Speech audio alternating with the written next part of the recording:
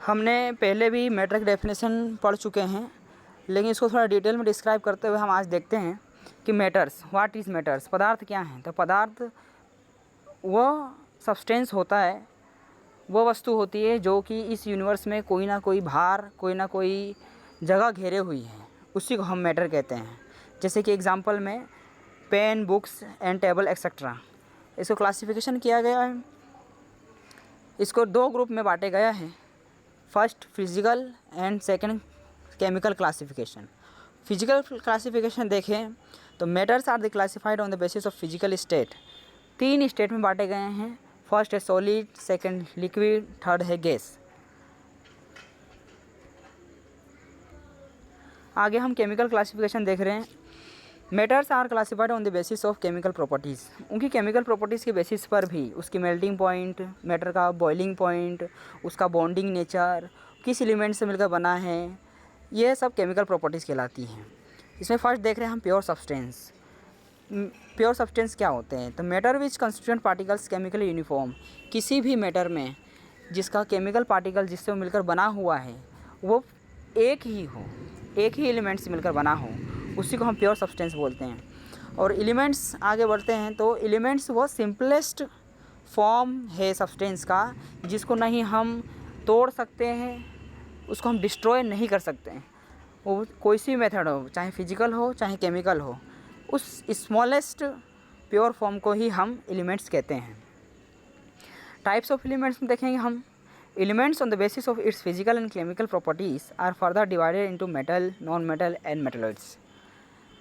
Elements को हम periodic table में हमने 10th क्लास में देखा, 5th चैप्टर में साइंस के, कि हमारे पास 118 एलिमेंट्स हैं, जिसमें से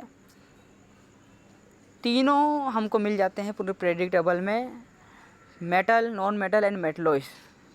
इतना इंट्रोडक्शन आपने पिछले 10th क्लास में पढ़ा था, उसी को हम थोड़ा ध्यान में रखते हुए आगे बढ़ते हैं। तो मेटल्स की डेफिनेशन देखते हैं। तो मेटल्स वो एलिमेंट्स हैं जो कि इलेक्ट्रॉन को इजीली डोनेट कर देते हैं और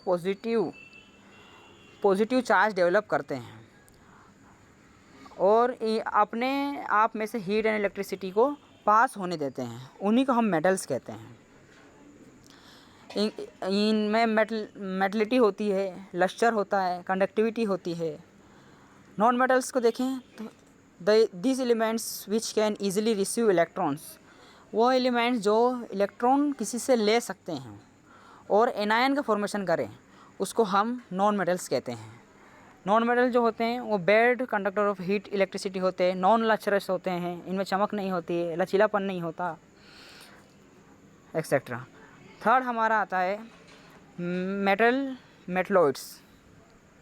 the element which shows the both metals and non metals is called metalloids. ऐसे एलिमेंट्स जो कि मेटल्स की और नॉन मेटल्स की दोनों की प्रॉपर्टी शो करते हों, मतलब ये ऐसा कर सकते हैं कि मेटल नॉन मेटल के बीच में आते हैं, उसको हम मेटलॉइड्स कहते हैं।